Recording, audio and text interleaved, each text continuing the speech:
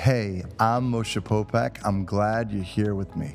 Today, we're talking money, specifically how to build long-term wealth, because financial freedom doesn't come from short-term cash grabs.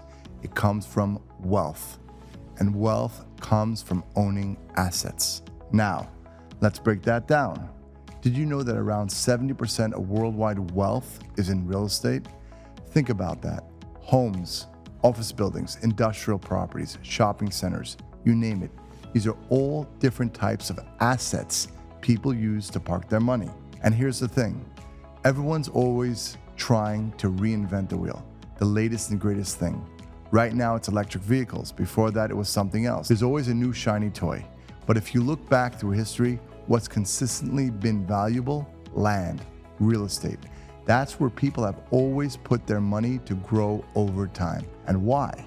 Well, for a few reasons. First, real estate is a hedge against inflation. If the dollar is losing value, which let's face it, with the government printing money, it often is, real estate usually goes up. So your money isn't shrinking, it's growing. Second, real estate gives you flexibility. If you own a property and its value increases, you can refinance and pull money out.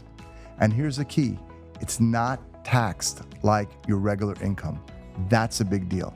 Plus you get depreciation, which is basically a phantom loss that offsets other income on your taxes.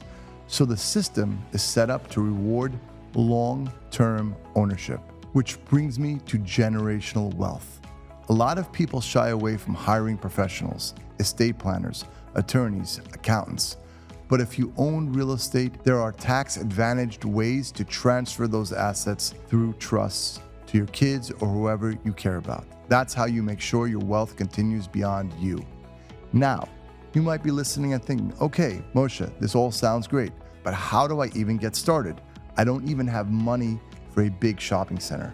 Totally fair. The truth is you don't need a skyscraper. You don't need a huge project. You can start with something small, a modest home, a duplex, even a fixer-upper. There are government programs like FHA loans where you can put as little as 3% down.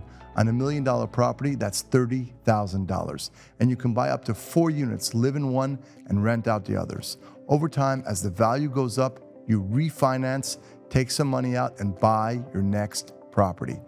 Every real estate investor you know started with that first property. The hardest part is just starting. People always say, but Moshe, interest rates are high. Now's not the best time. Let me tell you something. Today is always the best time. Why? Because when everyone else is scared, you can get the best deals. Then, when interest rates drop, you refinance. Don't sit on the sidelines for 10, 20 years watching life pass you by. Be smart with your money and take action. Now, one more point, risk. How do you avoid over-leveraging yourself? Honestly, at the beginning, you might have to take on more risk.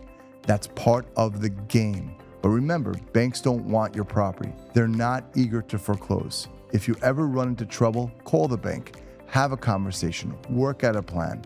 They'd rather work with you than take your property. The real key is work ethic. If you're willing to hustle, to learn, and to keep moving forward, you'll figure it out. But if you sit on the sidelines, nothing changes. So here's the takeaway. Wealth doesn't come from chasing quick money. It comes from owning assets. And the best asset class throughout history has been real estate. Start small.